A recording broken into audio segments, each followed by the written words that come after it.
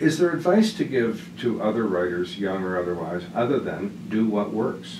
Well, do what works, but also with speech writing in particular. I've seen people who were good journalists and good print journalists or good print writers, but who could not write speeches because they never developed an ear. And that is, you've got to write with your ear, and if you can get to the point where you can hear the person you're writing the speech for doing it.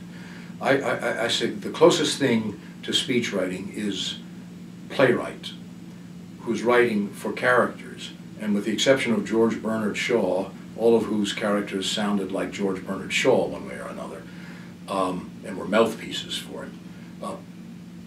The playwright is writing totally different patterns, speech patterns and styles for each of his different characters. And the good speechwriter is doing that too. He's writing that speech for that voice. And if you can master that, if you can hear them and have enough imagination to understand what makes them tick, what they would like, but also what shows them to their best advantage. The other analogy I use, it's like being a good tailor.